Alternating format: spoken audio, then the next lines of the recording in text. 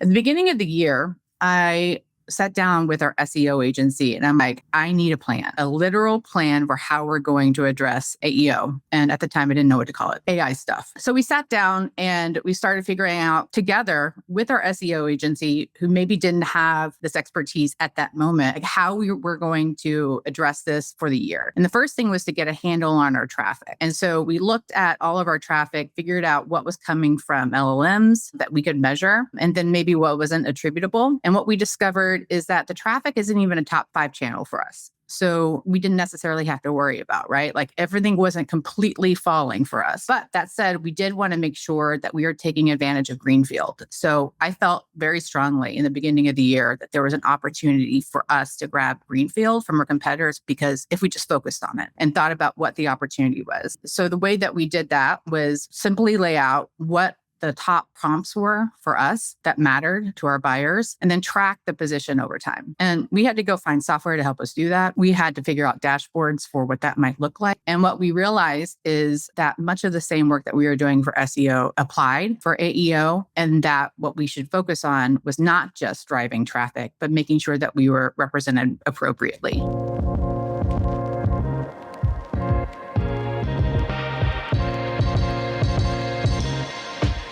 My name is Dave Gerhardt. I am the founder of Exit 5. Exit 5 is the top community for B2B marketers. And twice a month, we do these Exit 5 live sessions. I usually say, don't you dare call them a webinar, but I've already broken that rule. And they're a lot of fun. People like them because we bring on subject matter experts to go deep in a particular topic. This topic is probably the hottest topic in marketing. Well, I'd say the newer thing that seems even hotter, which I cannot, does anybody feel this way? I go anywhere online and all I can see is Claude Code right now. That's just my answer to any problem in life is just Claude Code. But separate from that, it's AI and SEO, AEO. And we pulled together a panel of marketing leaders from 3 different companies, 3 different industries, 3 different stages to talk about what they've learned over the last year, because we want to take you beyond the hype. We want to go and help you separate the signal from the noise, from all the stuff you see on LinkedIn that makes me feel so completely inadequate and dumb and I'm not doing enough with AI, to let's actually bring some actual marketing leaders and hear about what they're doing inside of their companies. So we're going to get to that in a minute. I'm going to bring up the panel. If you could just go in the chat right now, I want to know I want to know where you're where you are. And I also want to know, why did you take the time out of this day to come session? So I'm Dave in Vermont. I came here because I still don't really know what I should be doing with AEO. Those are really helpful for us. And it's just good to see some names in here.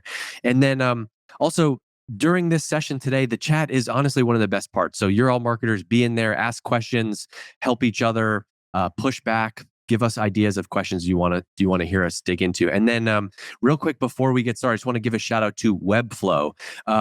They are our sponsor for this session. And a lot of us marketers right now, we're dealing with the same reality, which is smaller teams, tighter budget, but the same pressure to grow pipeline. And amen to that, right? And the website is still expected to carry a lot of the load.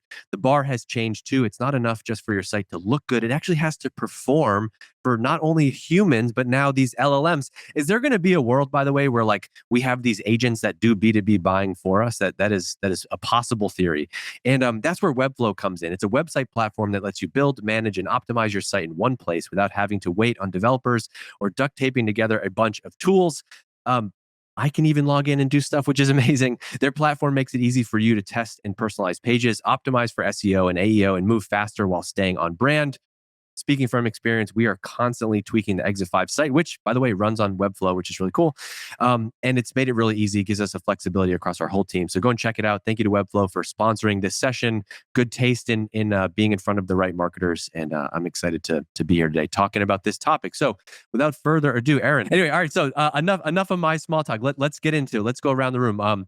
Quick intro, and then I got my first question lined up for you. So who are you? Explain what does your company do so we can get a sense of the stage and size and your mission. And let's go Marcy, Claire, Dave. Great. Thanks for having me. Long-time listener, first caller, Dave. I was hoping you were going to say something like that. Thank you.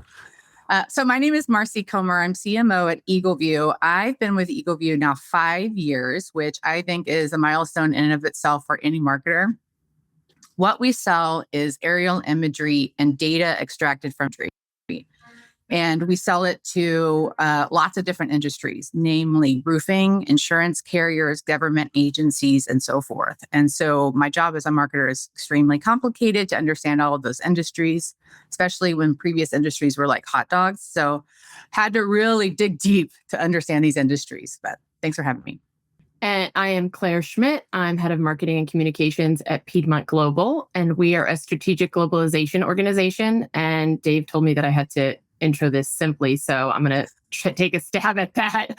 But we have a very complex buyer journey, from language access and education all the way to helping organizations expand into new markets, helping them incorporate AI into their cross-cultural workflows. I like to explain it to healthcare staffing. I missed that one. That's a new offering for us this year. I like to say anywhere there's a component of cross-cultural operations for our clients, we make it easier for them. So whether that's across the globe or across the street, in a healthcare setting where they have multilingual customers, or if they're expanding into a new market like Nairobi. Can you share the note that you shared behind the scenes about your daughter texting you?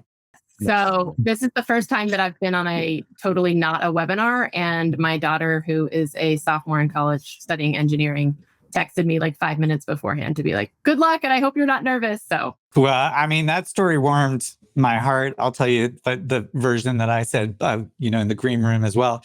I shared, I have a daughter who's in college in Tulane, and I shared our latest advertising campaign with her yesterday. And her text back to me was, hey, looks good, cool, but can I star in the next one that you create? And I thought, well, that's a dream job when you can have your kid, kind of lobby to be your creative talent next. I heard a story, actually. Ben Affleck was talking about watching a movie with his kids, and it was like one of the best one of the best movies of all time. And he's like, yeah, it's pretty good. I think you should really hire like some of the TikTok directors though to help make the cuts for this. And he's like, oh wait. All right, Dave, who are you, man? CMO at Webflow. CMO at Webflow. I've been a marketer for about 20 years or so. I've been in seat over here for about 7 months. You did a great job, Dave Gearhart, and sort of the table read of what we do.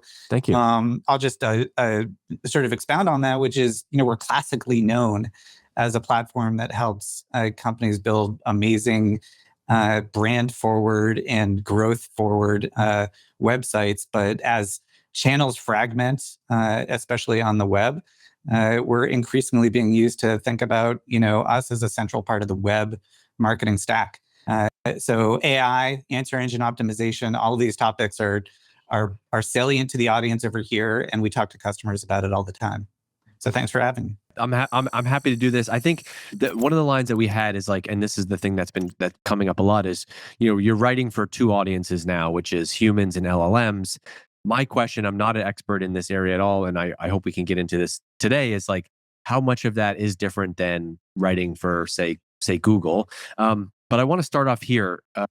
We pitch this as like getting into the weeds, sharing what real marketing leaders are really doing. So tell me, over the past year, let's rewind, 12 months ago, maybe 14 months ago, Thanksgiving of last year, you're heading into 2025. It's obvious that things are shifting with search. I noticed it within the last year or so. My default is not even a Google search anymore. I'm talking to Gemini on my phone. I'm talking to ChatGPT. And so I'm curious about each of you inside of your companies. What have you learned about AEO over the last year? What's changed? And then maybe how is this different than how you're thinking about ranking for Google? Dave, I'll give that one back to you on this one to start. Like, especially at Webflow, being a website company, I'm sure you've had to have some hard questions about having strong opinions here. So I'm just curious what your marketing team is thinking about. Yeah, well, I mean, I'm very fortunate to work with what I consider really an all-star marketing team. And yet, I think many marketing teams kind of suffer from the same thing, which is increasingly siloed activity inside the team. Lots of specialties, but not a lot of sort of like, how do we integrate our work together?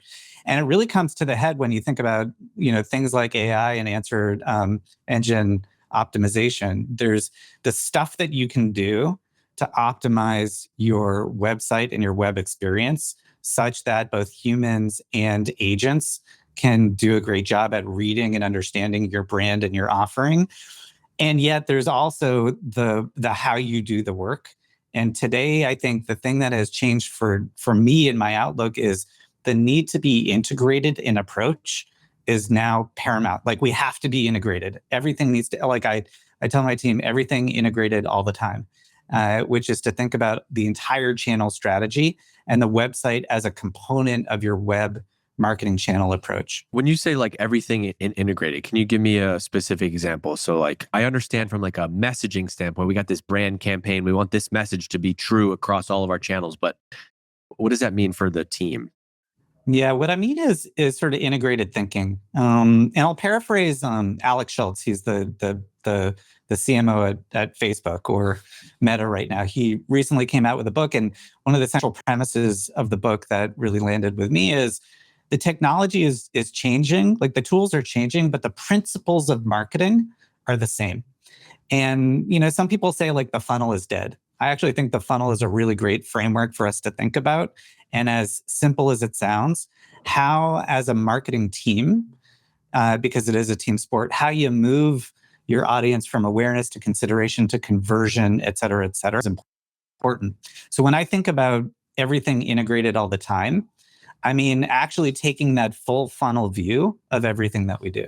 Are you measuring the full funnel view? Great question. Oh, I like the dialogue between all of this. This is going to be a lot of fun. Yes, I think the challenge that I think a lot of teams, particularly in marketing, face is there's so much data in front of us. Yeah. The question isn't, are you measuring it, but what signals should you look at and how deeply should you look at all of them? And so one of the things that I talk to our team a lot about, and then when I talk to customers, is the importance of really establishing what your North Star goal is for any integrated campaign and really assigning a metric or two based on that goal. And then using all other, data points as telemetry to understand whether you're making progress towards that goal. Marcy, why don't you talk about what you've learned in the last year?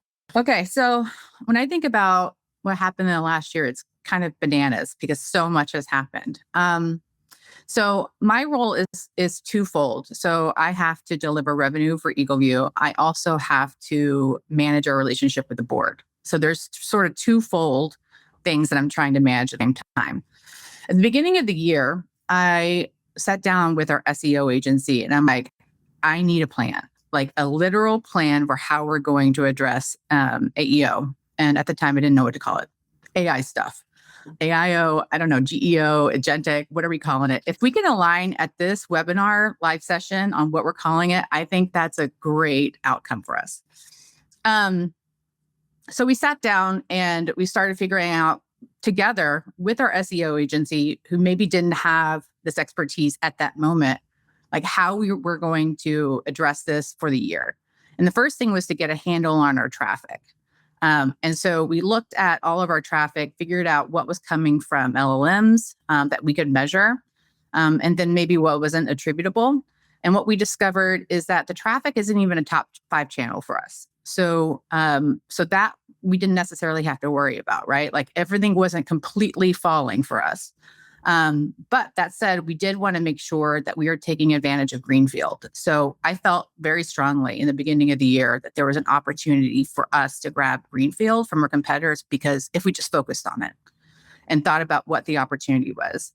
And so the way that we did that was simply lay out what the top prompts were for us that mattered to our buyers, and then track the position over time. And we had to go find software to help us do that.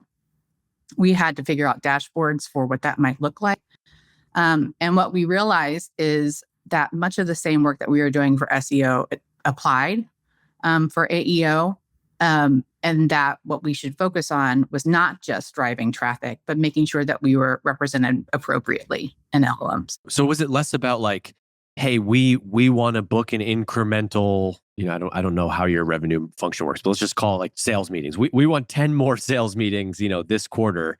Was it less about that and more of like, because you talked about greenfield, it kind of seems like in my mind, it was like, you're taking a bet on like, this is where this is going. I'm not going to tie this. I don't need to tie this directly back to sales right now, but it does seem like we should start to be we should start to plant a flag here because we want to influence how these, LLMs think. It's like being early on in search. You were the only company that had a blog about a certain topic in 2006. Like you probably ranked for those keywords. Is it? Exactly. Okay. Well, so it was like, what are some of the tactics that we can do to take all of the positions?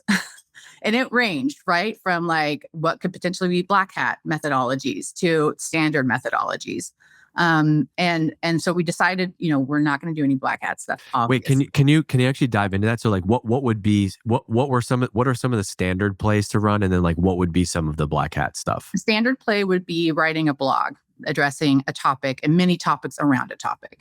Standard SEO stuff. Did they say like writing that blog, does that change because you want to rank in LLMs versus Google, or is it just write the same blog, the same timeless principles like Dave mentioned apply of what a good article is? I think the same timeless principles apply. That could be debated for different things, and you could look at different LLMs too, right? So like ChatGPT for us is the highest traffic LLM versus like a Claude or Perplexity. I don't know if that's true for all businesses, but that's what we looked at. A black hat tactic could be. You can pay agencies to go and pay off the sources. So you can, for Reddit, for example, you can change your responses. So if there's a thread, everyone's like writing this down. It's possible. There's truth in advertising problems, though. So you need to consider that. We do not do that. Just for the record. No, I'm just giving you shit. It's good. But you could also sponsor a listicle, which is a heavily sourced source for LLMs as well. So anything that you can do to change sort of the sources that result in the prompts that you're tracking to favor your brand is something you can do. Sorry, are we back to like writing listicles again? Like if I own No.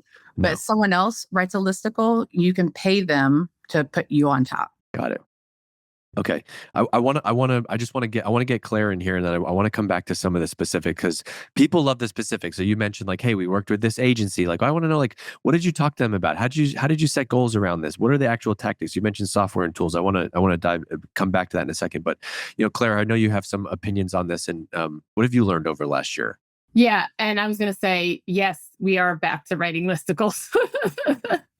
Well, like everything's back. PR is back. I started my career in PR, and I wrote this thing about LinkedIn and PR this morning. And so someone was like, so should we start putting, our press releases out on like PR Newswire again? Like, is that a tactic? Everything. I mean, it's all bets are off. But I still think, though, and I'm going to go back to something Dave Steer said, is that the principles haven't changed as much as the surface has. Like, that's the way I think about it. That's the way I instructed the team in terms of what I've learned over the last year. And I said yesterday, I think in our call, like our prep call, that, I feel behind the eight ball a little because of, we didn't really start paying attention to this as much until Q4 because we had the rebrand that we launched September 30th. And Dave was like, I think we're all new to the game wherever we are. So some of the stuff that, Marcy talked about, we aren't as far along on that.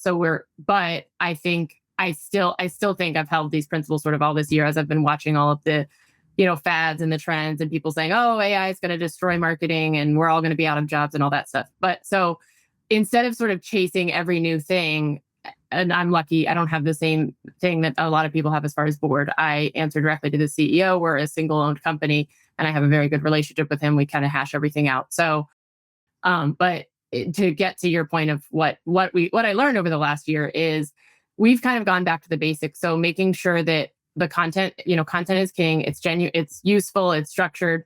And of course, it's a challenge. It's easy for both humans and AI to understand. But I think that if you're using things which I think are useful to humans too, like the TLDRs, this is really tactical. You said I could get tactical.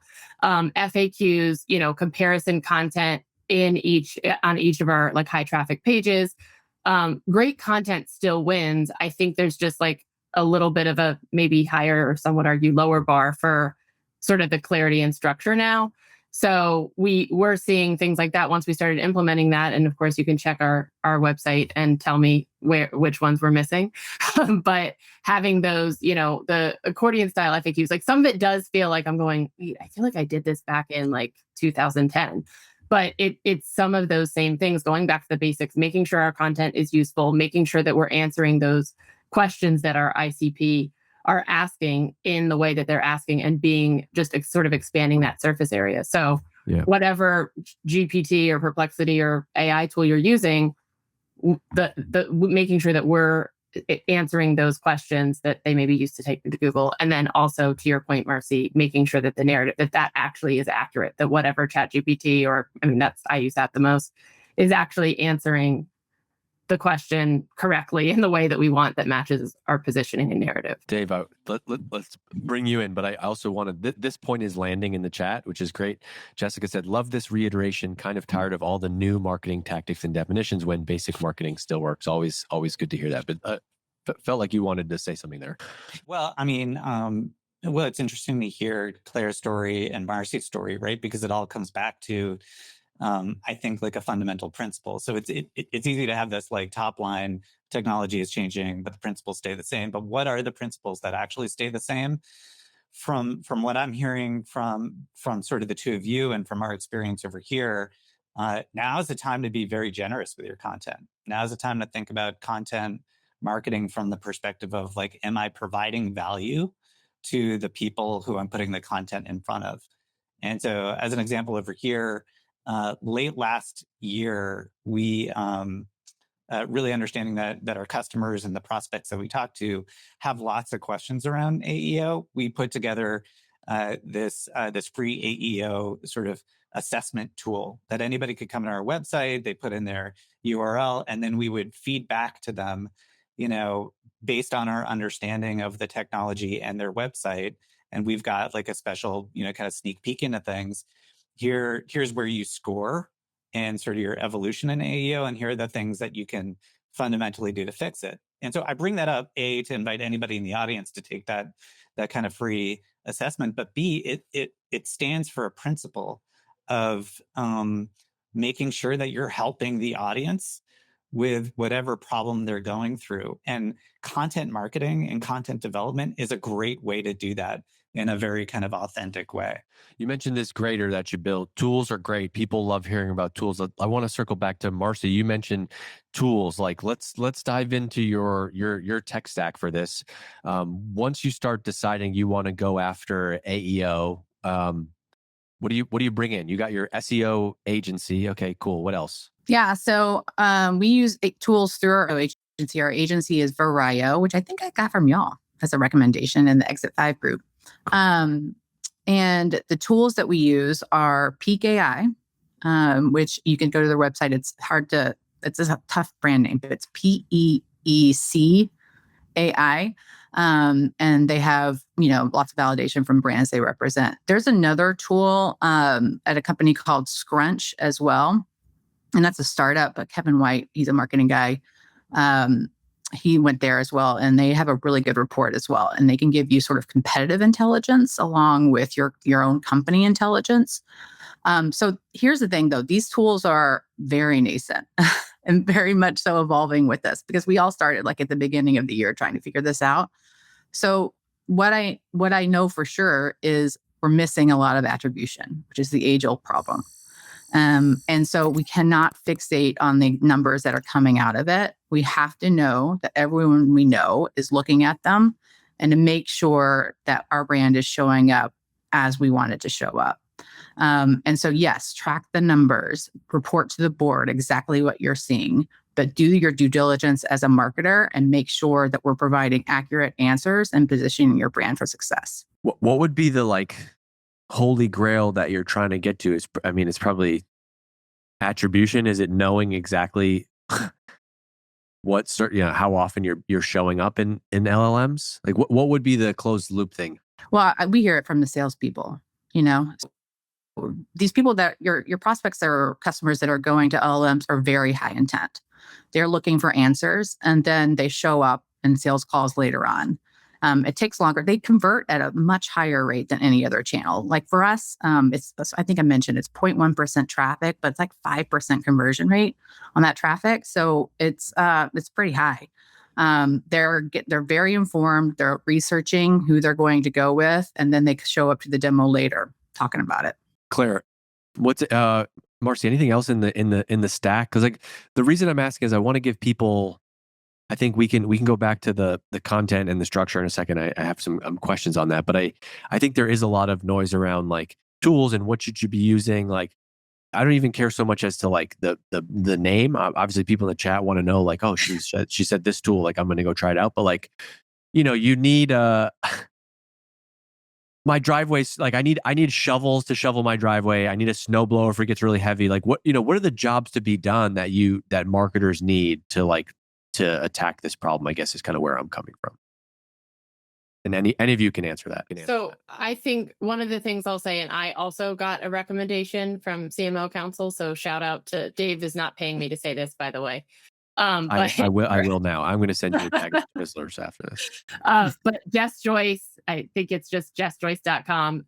She has been a really great hands-on, and she's actually mentored some of my team who were kind of new to SEO and AEO, or the combination. I'm treating them as one thing internally, but she helps us. So, and we have access to some of her tools, plus we have our own. But so she's been great. She's kind of like the guide that helps guide, says, hey, yes, this is a gut check for me, helps prioritize and leads the team on some of the more technical mechanic stuff. So I think she's a great partner. We also use, so she uses Peak, PEEC, and then we use Ahrefs and SEMrush. They track different things and get different answers. I kind of would recommend just picking one and sticking to it, because then if everybody has access, then you're going to get one person going, well, why did our AI visibility this month, it didn't rise at all? Oh, well, we were tracking it in Ahrefs and we rose 6 points. You get those kinds of things. So I think it's best to kind of, unless you're just having an agency manage it and use their tools stack, I think it's best to pick one of those. I don't really have a strong opinion on which one's better. They track different things. There's different things to like, pros and cons. It's just, test them both, do a free trial and pick which one works for you. But we use those to sort of track the AI visibility, the prompt rankings, things like that. Send us a monthly view. We just got the AI versions kind of to test them for a quarter. We just got the sort of AI upgrade for both of those. I think we got them in November. So still testing, haven't really made a final decision on that. I do think this is a little off topic, Dave, so stop me if I'm going too far, but it seems to me like the volume from AEO is still like tiny compared to, other search. Like, I have a sample size of one, but just like for our business, I will go and look at some of those tools. Sometimes like we use Ahrefs, and I'll go in there. And I think part of me is just like, everyone's talking about it. And so it's like cool to be like, check this out. And then it's like, oh, we got 2 leads last month from this source. And that's, compared to hundreds on other channels or whatever. But I don't know. I mean, I'll jump in on that front. Sure. I think as marketers, long history of like catastrophizing the impact of new technology. Again, I go back to this like same principles, different tools, but like we're guilty. I'm guilty of, hey, there's a new tool, new technology that's going to upend everything that we do. When the reality is, to the point that y'all are bringing up, there are of course early adopters, but the rest of the market takes a little while to sort of catch on. If you live in San Francisco, I live in San Francisco, you'd think, based on Highway 101 and 280 and all the billboards that are around, that the entire world is AI native. And the entire, like every company out there is AI powered and AI native. And the reality is like things feel like they're moving faster than they probably are. I also think that not all traffic is the same.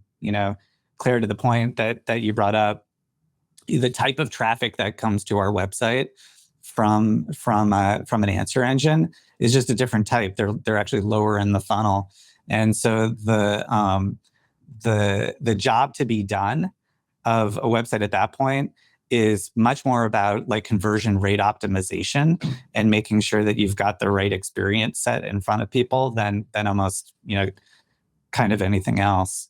And then in terms of tools, I mean, I think there's a massive proliferation of tools out there. And so my guidance to everybody here now is choose the right one that fits you. We're giving, best practices. We use Graphite, by the way, great agency. And I'd say the principle that I would adopt over here is like, trust your SEO. Your SEO expert is also going to likely be on the front end of changes that are happening with AEO. And they're going to be the right ones to understand which shovel should we buy for this job. When we were talking about some of that stuff earlier, I forget who said it in chat. I wouldn't give him the credit, but the real name for this AEO, AEAIO stuff should really just be like, this is search marketing, right? It's just the new wave of like figuring out search. Okay, Yes. we got one. We have one person in the there's a comment that I want to address, and we can push on it. This is all too high level. Use an agency, use a tool, make great content. So like, let's up our game and like prove that we're not just calling the shots from the ivory tower over here. One thing I wanted to get back to in the content was like, I want to hear what does that mean? What content are you creating? What is the content strategy? There's so many approaches from over the years. It used to be like volume wins. We need blog posts, every day. Then it was like this other pivot to like, we're gonna focus on, I used to call it like, pillar content, 10x content. We're not gonna do a lot of content, but like when we do it, we're gonna write, meaty research reports. But now today, you look at it, it's like, you got to be on LinkedIn. You got to be on YouTube. You got to have Instagram, TikTok. You can't possibly do that. And then what happens to some of our stuff sometimes is like, then I'll think I have this great idea and I'll put a video on YouTube and it gets 17 views. You need a real strategy here. I'm curious to hear about like the actual approach to content strategy and what needs to be created. And I want to make that person feel like, all right, yeah, they heard me. I can give it a go. I am not my direct content person, but I do approve the plan and read every single thing that we put out. So I can give it a go. But ask me more deeper questions, and then I can also follow up with you. Right. You know what I mean? So what we look at is we start with, just like regular SEO, what are the keywords that we want to own? And so once you have that keywords, like for example, for us, it's property intelligence would be one of those keywords. And then once we have that keyword, for AEO specifically, we figure out all of the prompts that would relate to that keyword. So give me the top property intelligence providers. How do people get property intelligence? Does property intelligence integrate with X workflow? Are you doing this just like riffing, like coming up with these ideas yourself, or is there a way to research this? Yeah, I mean, part of it is you can look up and see, like Google Trends, what people are searching for. You can also see inside of some of these tools, adjacencies that your competitors are ranking for, and that gives you some idea of where you should go. And then also inside of like, you're already doing this in paid, you already know what keywords you want to, own in paid. And so a lot of this applies that you can sort of pick up and go from. So it shouldn't be sort of starting from zero. This is a good add-on to this, by the way, which Aaron put in the chat. Like, this comes down to knowing your customer, Google Trends, sales call data, SEMrush, those types of tools. But my head went right to like the tool side of this. And it's like, actually, no, if you have a deep understanding of your customer, we have all the sales calls today are recorded. We all have access to AI tools to be able to analyze this at scale, right? You could probably use AI to actually come up with the prompts here. It's like, hey, here's the makeup of our 50 best customers. Here's some, transcripts, some objections, whatever. Let's come up with a list of the 10 prompts for these people.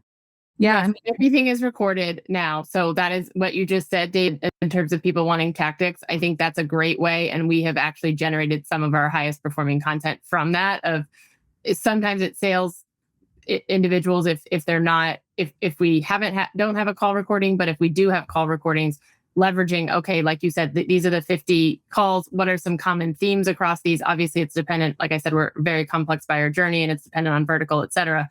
But you can really drill down and get those content pieces. And then from a tactical perspective, having somebody asked, I know, like, do you do different content for each? And I'm like, no, I'm a fan of one content strategy.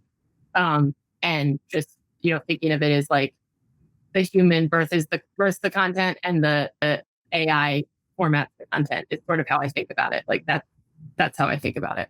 I think there's one other part over here. And super clearly, like, this isn't high level in the ivory tower and just thinking about, kind of what the content strategy is, but like on the ground, we tend to think a lot about how do you build in the open, and how do you provide value that way. It really goes back to that principle that I said earlier.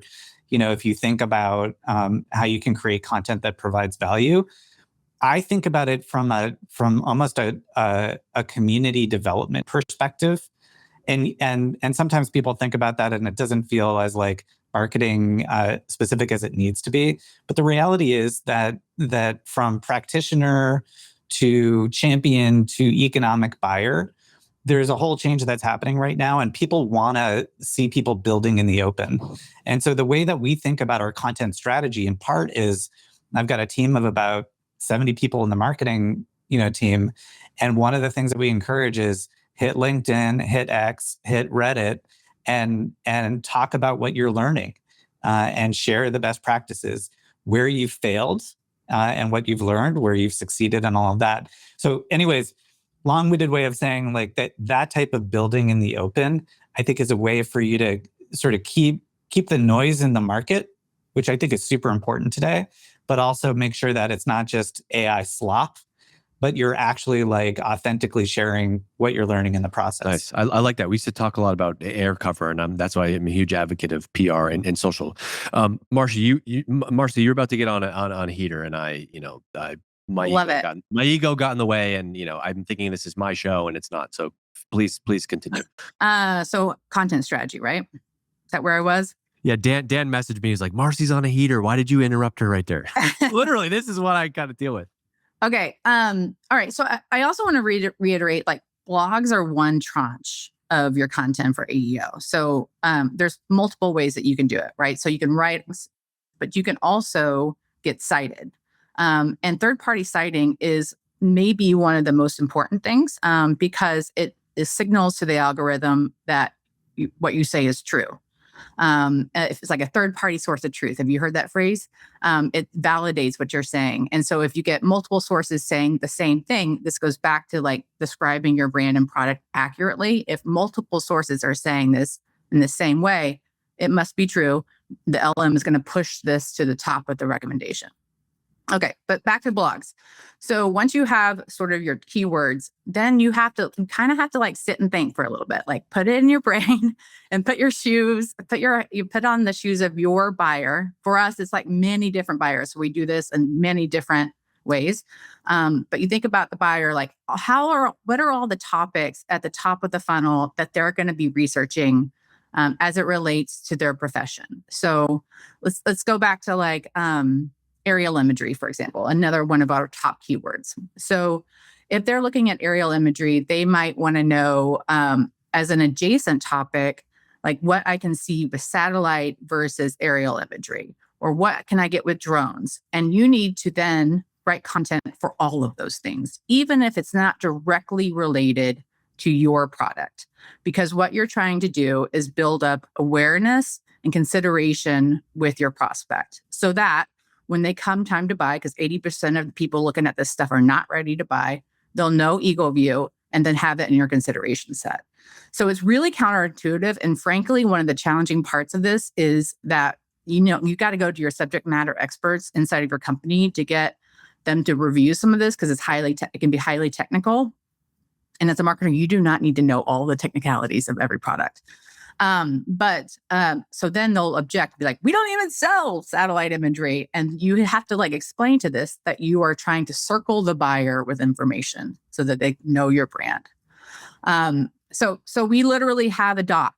If you want to get tactical, we have a Word doc that has all the keywords we want to rank for. And then we have a plan. We write out in the plan, like a 6-month basis, all of the blogs that we're going to write.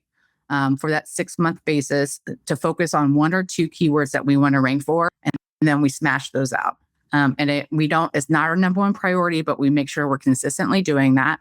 And then on top of that, for the blogs, for blogs that are already ranking for us in LLMs and search and other ways, we have to update that at least once every year because recency is another trigger for the algorithm that you need to be on top of. So slight adjustments, making sure it's fresh content. That's sort of the second effort. I love this line about circling the buyer because I think if we separate the like AEO, whatever, like, that's the strategy is like circle the buyer, surround sound for wherever that. And this question came up and I made a note to talk about it. Mariella in the chat says, are you all investing more in PR now that it's back? And I made a note here earlier just to myself, which is like, I wonder like, do PR and brand become like even more important again? Because here's an example. I'm researching this product. A lot of the enterprise types of products don't always have publicly available pricing, right? And so I might want to buy something, pricing's not available. Well, there's a good chance that someone somewhere has shared that pricing on Reddit, right? And so if I go to the LLMs and I'm asking to do the research, it's like, oh yeah, this actually costs this. And the marketer's dilemma though is like, well, I didn't write that comment on Reddit. And so we all go to like, oh, we should be on Reddit. And it's like, well, no, because it's not like you paid someone to write that comment. Someone actually like used the product, liked it, wrote about it. Is there some element of like, let's reinvest in PR and brand because of this whole circle the buyer thing? And it's not as easy to tie back to sales. Anybody kind of like pick up the direction I'm going in there? For sure. I don't want to take up all the air, but yes, we went back to long form PR just for the sake of PR this year. And long form PR. Yeah, just like remember like 1 year ago, it was like, oh, shorter PR is better, like 100 word, I don't even like 1-page press releases. And now we're doing like multi-page press releases, cramming it with more information just for the purpose of this. Again, inside the organization, people are like, why are we releasing a press release on blah, blah, blah? And if you're my competitor, please put on your earmuffs. But yeah, it works. It's just more recency, more citing. And then, like with PR, you put out a press release and immediately everyone sort of repost it now because journalists are all fired. So there's no one actually writing any articles anymore. And so the publishers will just repost your exact press release. And it's super helpful for me. Well, just like that, you got a link from another domain. It's like the whole Google thing all over again, right? Yeah, it's all over again. Yeah. I started Oh, go ahead, Dave. No. After you, and then I'll chime in. Okay. I was just going to say for 2024, granted, I was a little new to the company and learning the industry and everything, but in 2024, I think we might have done one press release. And in 2025, we did like, I want to say 8 to 10. So I kind of drilled down on that. And I don't have any exact, speaking to the person who was like, oh, can we get like the real marketers in next time? I am both. I'm up here at 30,000 foot view, but also the actually writing the press release that gets sent out and researching.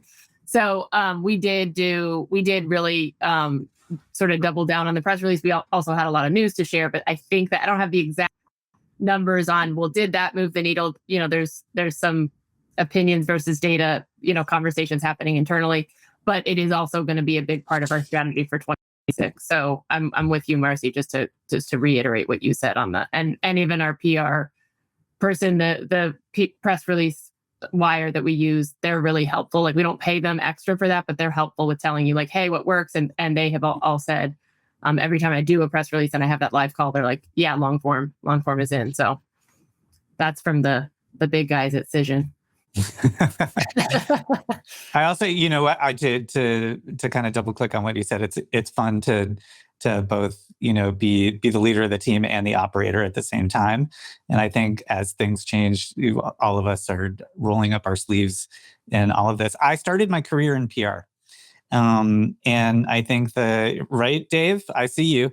Me too. And I think having that as a foundation, the ability to kind of tell stories to extraordinarily cynical audience in like 30 seconds or less it's just an important success criteria for any like marketer today. And so to whoever asked the question, should you invest more in PR or not? I 100% think invest more in PR right now. And I also believe that the nature of PR has changed. And that the press release is a tactic. Like we're talking about a tactic. Should you do press releases or not? Yes, you should. But press releases are only a part of how you should be investing in PR. And so what we've been doing is we've really realigned our teams so that PR actually oversees not only like media relations and corporate reputation, but social media marketing and influencer marketing and external and personal victory. Yeah. And so the idea confirmation bias. I've been writing my ass off about this on LinkedIn, and someone finally said what I think. Yes. Yeah. Well, I mean, and I completely agree with that. The external and internal part of PR is also really important because the people who work for your company are your best brand ambassadors. So what you need to do is make sure that you're arming them to spread the gospel.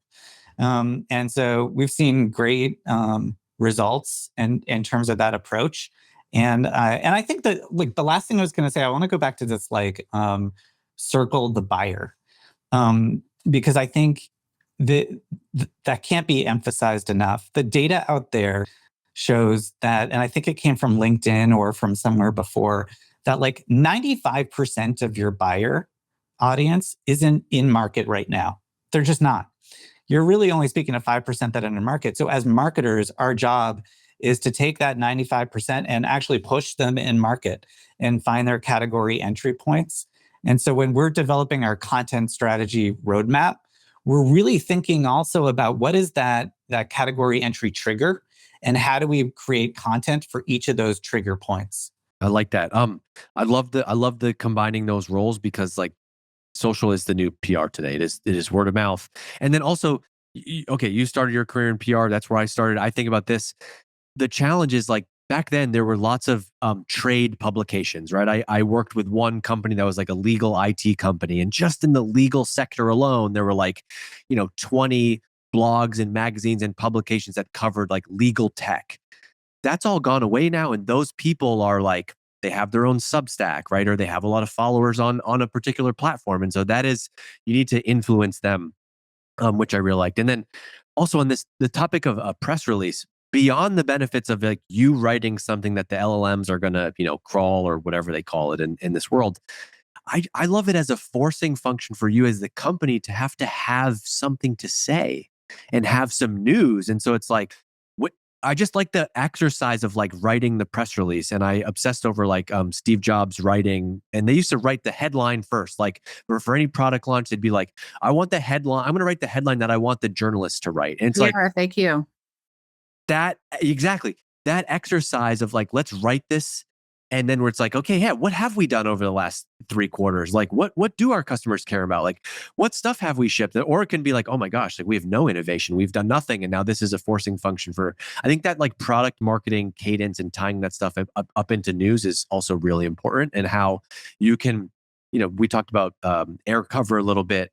I think that's how you can kind of like manufacture your own news internally also. Yeah. What's painful as a marketer is I write a lot of press releases to help our company understand what our product is and the value. When it's so backwards, right? Like we should not be creating products not knowing what the value is. But yeah, so we use press releases a lot of time as a clarification methodology for our company. And we work out sort of the positioning as we write it. And it's unfortunate, like that's the way that happens, but it's actually a really good tool for it because, of course, we want everyone in the C-suite, your GC, your CFO, your CEO, certainly to approve your press release, and it acts as a mechanism to solidify what we're actually offering and who we're going after. And I saw someone in the comment asking this, and I think it's really important. You have to push the press release to the wire. That's what gives it the momentum. So it would be helpful, I guess, to put it on your website, but it's not going to have nearly the same impact as if you put it on the wire.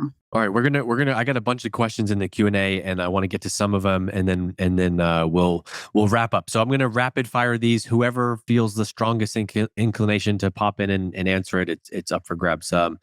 This question is for a startup with limited expertise and budget. This seems like a tough start. Do you think it's manageable? So let's reframe this. And if you were running marketing at a startup with basically no budget right now, what would you be thinking about from a content and AI standpoint? I would not be worrying about AI. In terms of AEO, I'd be worrying about understanding my positioning and messaging, and the AEO will follow if I had limited time and budget. Marcy, I was going to say the same thing. You and I share a brain. I think the smaller the place, think about your positioning strategy, your messaging. What's the differentiated value that you offer? Who cares a lot about that value? And then lean really into that. Wow. And I definitely share a brain. Yeah, I agree. I was going to say something similar, maybe a little more tactical of just that. Yeah. And once you nail that, then just create it, starting with a very small, manageable content strategy. If you do have hopefully you have information on who your buyers are and what they're looking for, but, creating content, start small, maybe a weekly or bi-weekly publishing cadence. But I think, yeah, I agree with what Marcy said in the beginning. Like, I wouldn't be starting about AEO. I would be thinking, like, what content do we need to create that will be, useful to our buyer? And then from there, you can work your way up. But I do think it's manageable to do it without an agency. I mean, it takes time and you have to have leadership aligned, but I do think content strategy and SEO and AEO and what, you guys know my thoughts by now on that. I think of it as like one thing. Right. But I do think it's very doable. No better way to learn it than to be forced to do it, because you Yeah. can't hire an agency like these big fancy CMOs. No, just kidding. If this one is more about on-page web stuff, I don't know if any of you have any learnings here. If the blog and resource hub content plays such a big role in search, how does that methodology apply to core web pages like product or service pages? What do we need to do content-wise on product pages to rank well for AEO? Any lessons there on like actual just structuring of web content? I think that that goes back to the sort of the three things that adding the like TLDR key takeaways section on those pages, even the product pages, even if it feels like maybe this is too short for a TLDR key takeaway, I still think it's important. We've seen that work. I also think adding FAQs to those product and solution pages. Ideally, they mirror real buyer questions if you can. But again, if you don't have an agency or you don't know what those are, you don't have the feedback loop established yet with your sales team, get that feedback loop established if you can. But I think having those, like their little 3 or 4 or as many as 8 or 10, I can share some in the chat. The link, are we allowed to share links? I can share a few. Yeah. Bankrate does a really good one on the EEAT, which I had to Google what that stood for because I forgot, because that felt like a marketing 101 class 20 years ago. But I'll share that one. And then Credit Team, I think, is the other one. I'll share them.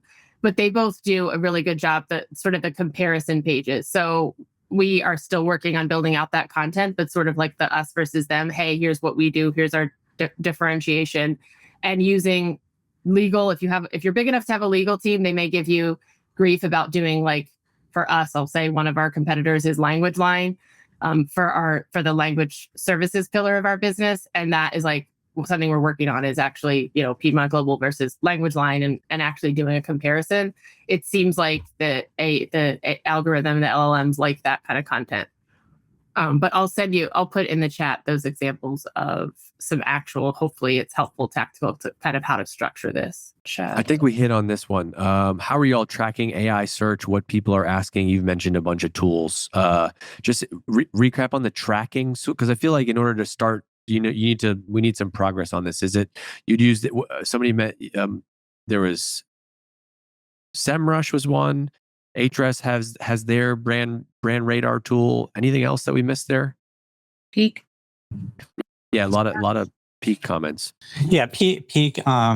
We use Profound as a tool as well. Again, there are a lot of individual tools out there, each with their own, I guess, kind of added value proposition. I just go back to the basics, either if you're using the Peak or Profound or whatever. But we look at all of that. We're also looking at the fundamentals of, traffic to page, conversion rate on page, making sure that we're setting up sort of experiments on page in the way so that we get, sort of the greatest amount of learnings from them. My lesson, and I'm going to apply this to our business from today, is like just making sure I have a strong opinion, or, let's talk to you, making sure you have a strong opinion on how people find you and how people buy from you.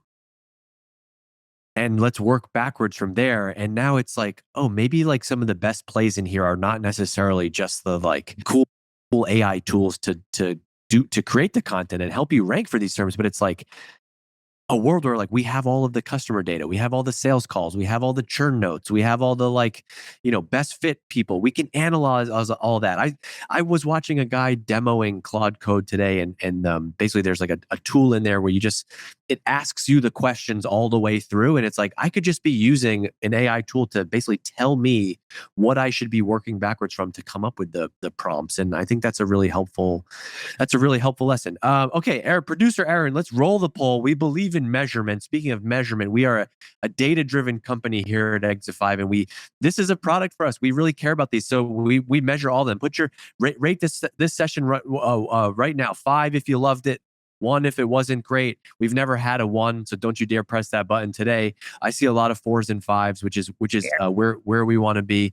And there'll be a bunch of follow up on this. I feel like we can't hit on this enough. There's going to be an endless appetite for like, hey, teach me how to do AI SEO. Teach me what to learn. We hear you. We're going to continue pushing on this topic. I thought this was great. The mark of a good session for me is often like how much I'm scribbling down during this, and I got a bunch of stuff. So just a quick virtual, round of a thank you for Marcy, Clare, and Dave. Thank you to Webflow for being a partner and sponsoring this. Go and check out everything we do, exit5.com. All of this will be up on our website and our podcast. You can check them all out on YouTube if you want to go and listen and get smarter on B2B marketing. I'm Dave Gerhardt. I'm the founder of Exit5. I'm the host, and I'm out of here. This was we'll see you again in a couple weeks. All right. See you all.